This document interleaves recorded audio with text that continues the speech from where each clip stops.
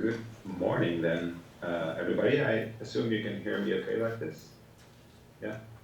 Perfect. Okay. I cannot see the chat from now on, so I see a thumbs up. Great. Okay, let me get going. Let me start in a true Canadian fashion by apologizing. Sorry, I cannot be there in person. Truly sorry, I wish I could. I'm an associate professor at the University of Toronto, and this year I'm in Princeton at the Institute for Advanced Study, which didn't allow me to come to Montreal, which is unfortunate because it secretly is the most beautiful city in Canada. Let me get started. If you're interested in this presentation and the material I'm going to display, I'm going to talk about a bunch of papers we've done in the book, and all of it can be downloaded here via this link, bit.ly, and then my last name, and then MTL in lowercase. So if you put that in your browser, or I don't know if the QR code works from this distance, then you can download everything I'm talking about, maybe even the book. So yeah, let's talk about the book, because that's what I want to use my time for today. It's been out for a little while, but I want to point to specific case studies we've been doing. Some of them are pretty recent, and some of the things I want to talk about now really tie into or build on the material Amanda has been talking about as well just a second ago. This is the major question of the book. What are the political, cultural, and economic implications of cultural production becoming platform dependent? Some real quick conceptual housekeeping. This is what we understand as platform in the context of this book. So the others who have different definitions, completely fine. But in this book, we see them as US, China-based platform companies that are at the heart of cultural production. So you're well known, ByteDance is missing, but Google, Apple, Facebook, and then the Chinese ones. So Uber is not part of this, or Airbnb, because they're not really relevant to cultural production. What we see as cultural production, again, in this book, is those actors, individuals who engage in market-based production. So we're not interested in sort of professional amateurs and that kind of stuff. The argument is pretty straightforward. Platforms have been associated, not necessarily with us, but in the past, you're probably very familiar with these debates with democratization, but how it then reshapes creation and distribution and marketing and monetization is not always clear. And what we try to do in the book, in our current work, is to really pull apart those moments of creation, distribution, marketing, and monetization, because at different moments, cultural production becomes platform dependent or not, and that's an interesting question to come back to in a second. But it's not always the same.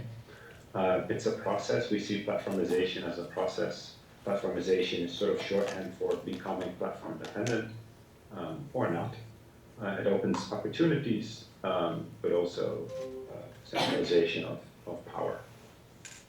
What we try to do, and I see the value of that being here in Princeton, being among anthropologists and sociologists and sort of the breadth of social sciences, is how important it is still to break down disciplinary silos between business studies and critical political economy, but also film and television studies, the industry studies, and to really dialogue with those fields, trying to be sort of disciplinary promiscuous as much as possible, and not shut out, but to include as much.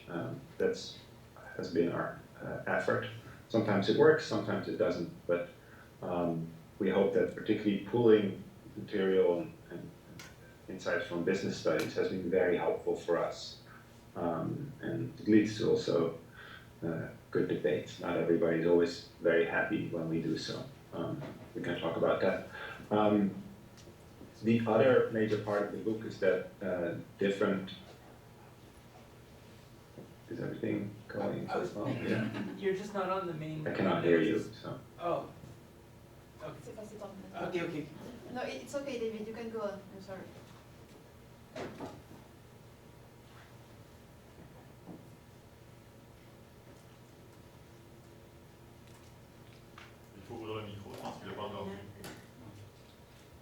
let me. It's okay, David. You can go on. You can go on. Okay. I'm sorry. It's nothing. Okay. Yeah, so another part of the book, what we try to do is to really point out that different industries have different histories of what we call platform dependency, and sort of charting that out for us has been a very productive exercise.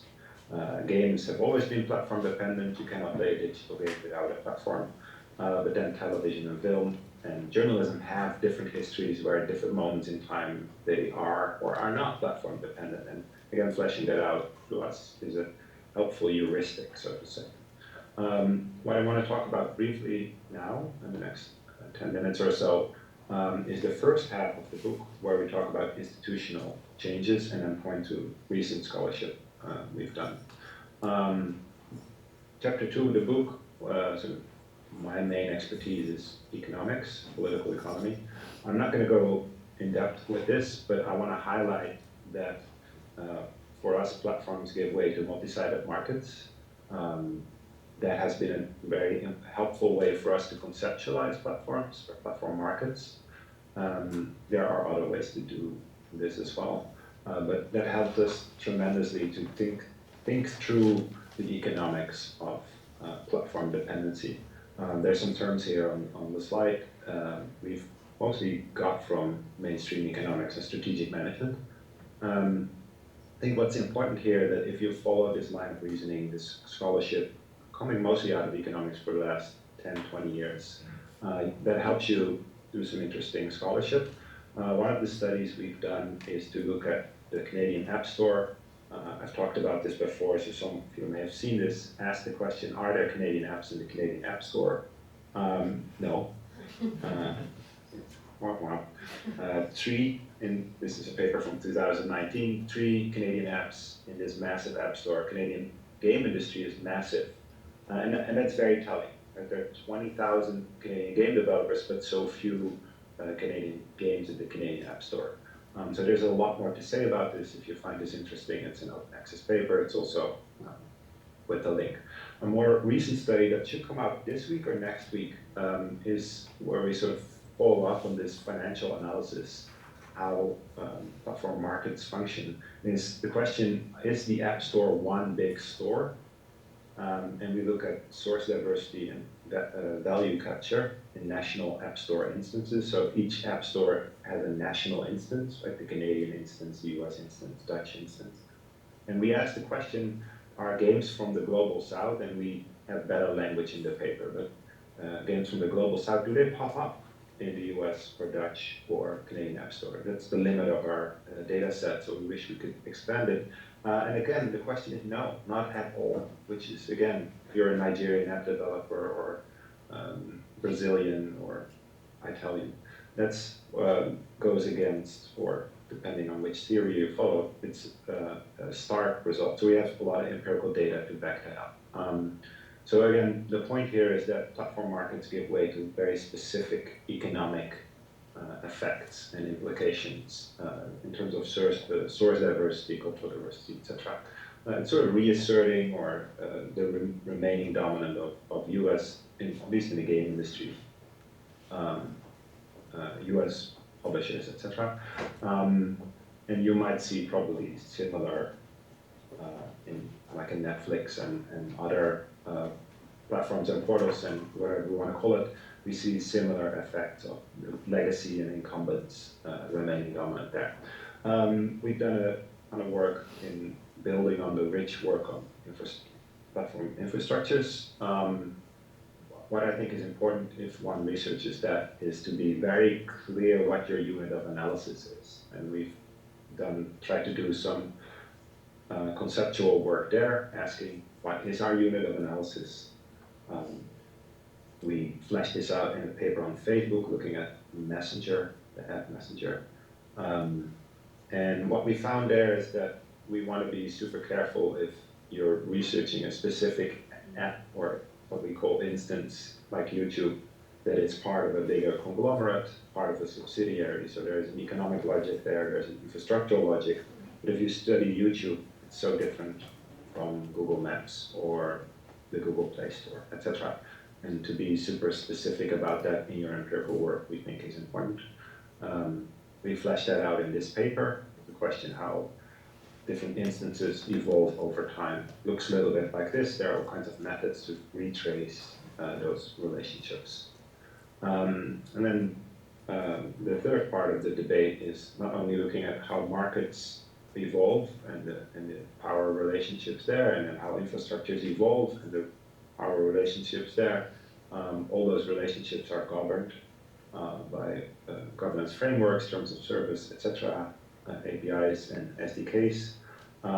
We did a paper on this, and this is a line of research I think I'm the most excited about right now.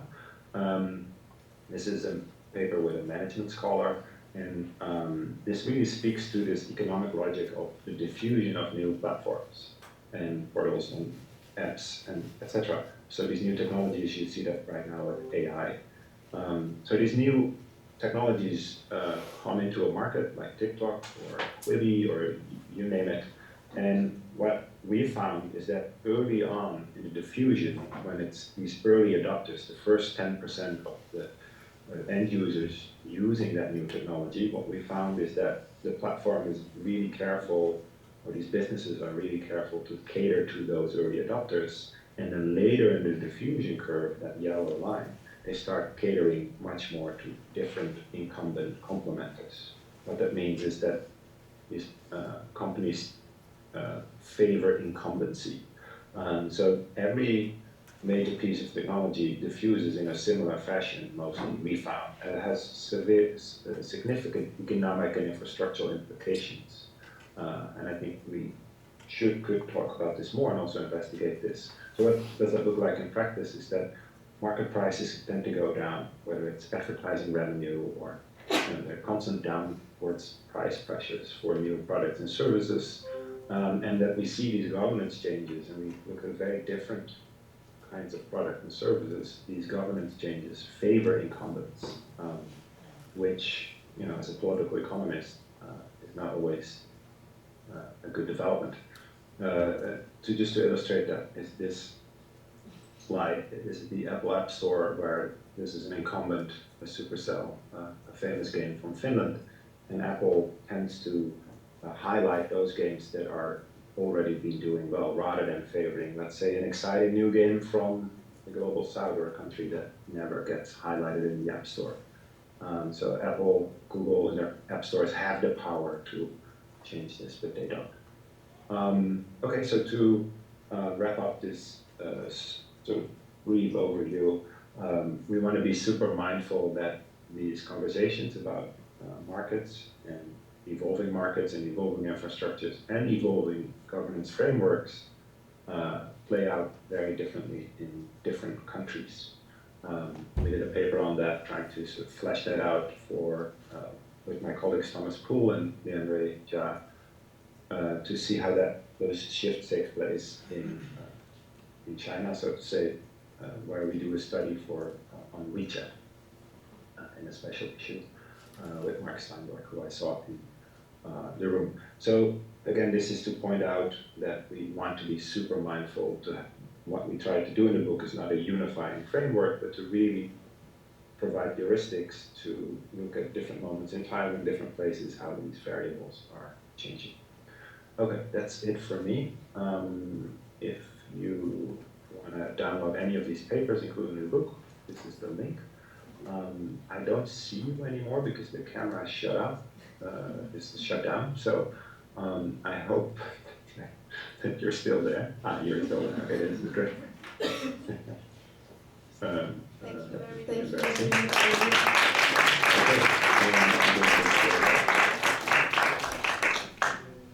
Thank you for this presentation. So we will hear if for the questions in the room, or maybe in the chat room. I will read them if you write them.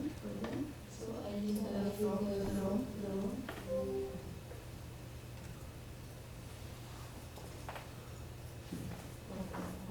Questions?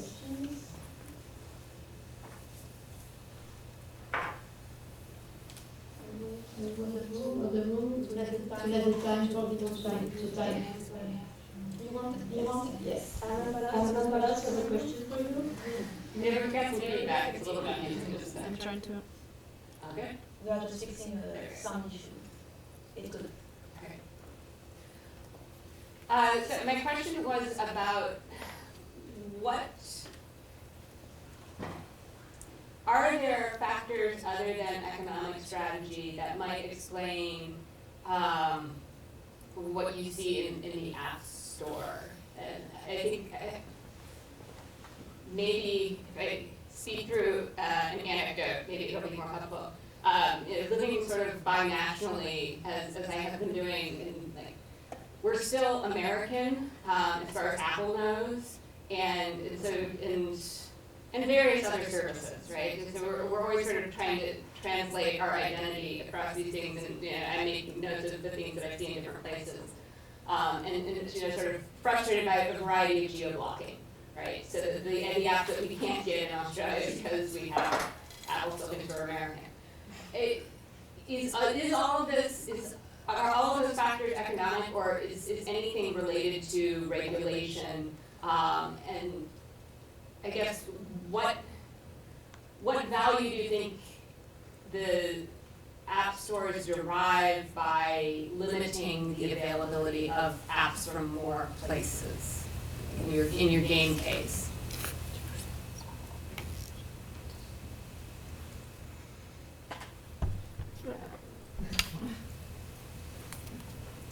Just 1 second, David. We are still having some issues. I will give you the top when it's okay. Je vais remonter le son ici, mais...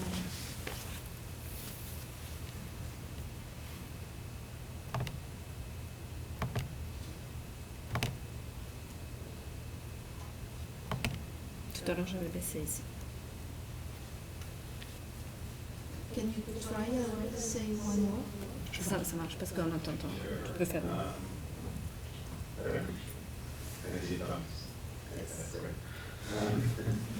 This is karma all the time. So I would say, great question. I can relate. I'm mostly geo-blocked as Apple is concerned. I'm also American, which is weird for me because I'm not. At some point in history, I picked the US App Store, and I cannot revert back to the Dutch App Store, and I won't do it this one. Anyway, to answer the question, yeah, there absolutely are many more factors than sheer economics, absolutely. And in that specific paper, we tried to flesh that out. Those 2-3 papers really flesh that out. Right? So there are governance questions and issues and recommendations, but it's supply and demand, which are economic terms, so that doesn't just cover it. What we did really find is that, and this is also in conversations with mainstream economists and business professors, is that Apple clearly has an inclination to favor quality complementers. That's what economists would say. And the question is like, what do you mean by quality? And then economists say, and this is sort of really pervasive language among scholars, but also in the industry, that quality is well, apps that sell well. Sort of a circular logic. And quality is an app that does well economically, which is high quality. So what we did see is, and this has not all to do with economics, because what does well early in the App Store tends to stay on top. And that's not necessarily economic logic. That is, people being risk averse and people just don't want to try new apps. People have like 5 or 6 apps they tend to use, also with game apps, and they're are pretty conservative in terms of trying new games. It's really hard to bump them out of that bubble. Oh, I've been playing Candy Crush for 5 years, I'm at level 50,000. I'm not going to go play Schmendish from some other country in the world. Right? So there's much more at play here. But then the point remains for us, where we're pushing sort of the argument here is that Apple has the power to break through that. Right? So they fix that supply and demand thing, that matchmaking thing, which is sort of should be their MO. where they could in the App Store every day. The real estate is such a small screen. The App Store is even less cluttered than it ever has been. There's no top list anymore. You open it and there's sort of 1 or 2 apps a day, like, ooh, this is really cool. Today is Halloween. Download this app. And one would be surprised, or we're still surprised, and I'm a bit annoyed by that day-to-day in the App Store. How much Apple keeps promoting then, major electronic arts activation, Halloween games from the incumbents, rather than a game outside of it. That's it. And they do this across the world in all these App Store instances, which is even more, I would say, problematic. So they do it very differently than let's say Netflix, that has different incentives. Why Apple does it, I think it's just a very conservative, risk-averse company. Other people who run the App Store have no incentive or awareness or willingness. I don't know. Nobody knows what happens there. That's really the black box, but that's sort of the short answer. But yeah, thanks for asking this question, because I think this is the question. We should be grappled with what's Apple's responsibility and what are the factors at play, because there's so much that can change this, and it'll be so important, I think.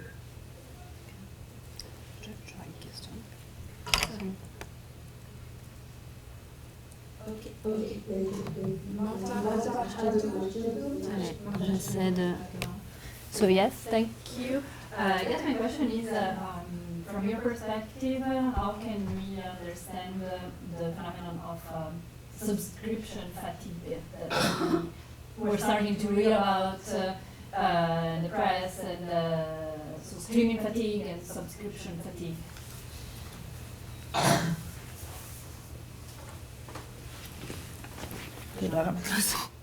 Pardon. And that is sort of, I yield the floor. I've seen somebody say that the other day, I yield the floor. This is outside of my expertise. I have not looked into this, so I think there are people in the room that know much more about this.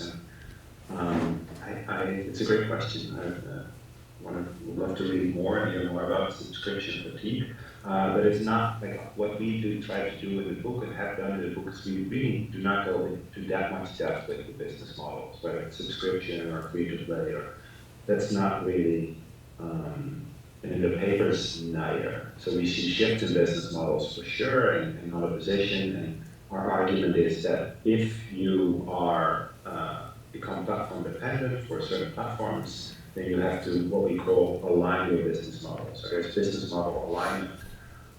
And so if you're an app developer, a game app developer, you have to go with either, you sort of have to go with free to play or freemium, because that's the dominant business model.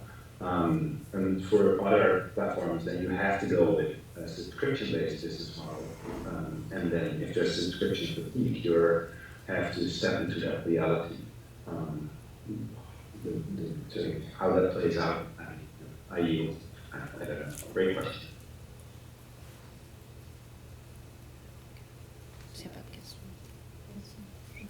Thank you very much, David. Is there last question in the chat room? No. Sorry.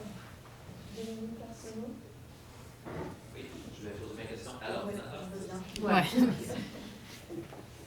hello, David. Hope you're doing well. I had a question, and this is sort of connected to Ananda's presentation earlier.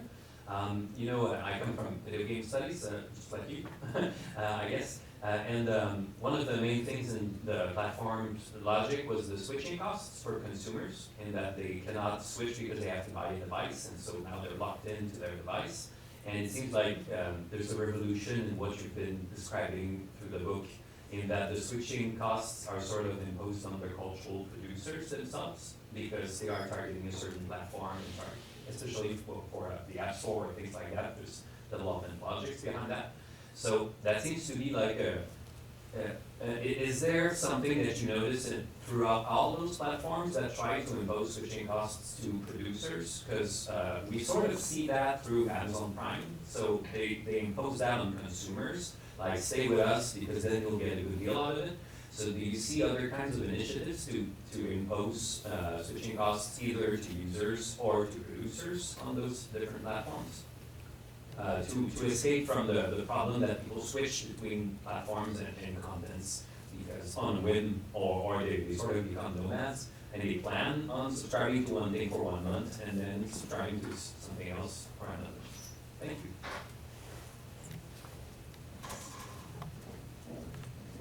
Such a fantastic question. Thanks for asking this. Yeah, switching cost is one of those questions and terms with Thomas and Brooke, I'm like, ooh, I want to write like 4 or 5 pages more about this. This is one of those super important economic issues to think through. One could write, or maybe I should go more to business schools, write more in business journals. But to answer your question, I think it seems to play out mostly on the infrastructural level when it comes to cultural producers, where you're locked in infrastructurally through using certain APIs, and you can sort of data dependent on specific kind of data, or it's advertising data or user data. So I think at that level, some platforms have become very effective in sort of enforcing infrastructural integration, or enforcing, but allowing it. And once your whole business is set up that way infrastructurally, then it's really hard to disentangle yourself from that. Economists talk about multi-homing. I know you know this term, but this multi-homing for cultural producers is, I think, becoming increasingly fraught, especially if you think about a platform like TikTok. Like multi-homing on TikTok, because TikTok, the app, is at almost everything at this point, right? It's the creation, distribution, marketing, and monetization. So all in one app. Increasingly, cultural producers do not go out of TikTok to create something. They use the app for everything. And you see this sort of this centralization logic on the tool level, the infrastructure level, the economic level, etc. And there you see, how do you switch from TikTok to, Facebook's competitor? That's even harder than it has been before. So there you see, centralization logic. And I think it's the same on the level of the end users or consumers, where they are sort of locked in through, you train the algorithm on TikTok, and why would you go to another one where you might not have this? And what we know, if you follow platform logics and winner take all, is once you're at the top, once TikTok is to go to short form video app, then it's really hard, whatever Facebook tries to do, to punch you through that. There might be 2 of those, but not like 5 or 20. So there is also that lock-in effect. I hope what we demonstrate in the book, that these are not purely economic logics then, right? It's always an infrastructural lock-in. It's a set of government regimes, and then on the level of practices, which I have not talked about today because that's sort of Brooke's domain. You have consumers who might be conservative or who don't want to move, or etc. Right? So it's all these factors are always at play, and fleshing that out for different platforms, different groups, different countries. I think that's our task as scholars, rather than to say switching costs are the reason for this. And that was not implied with your question, but to think through these factors, it gets complicated, but therefore super interesting. Okay, thanks for your question and bearing with me. Thank you so much, David.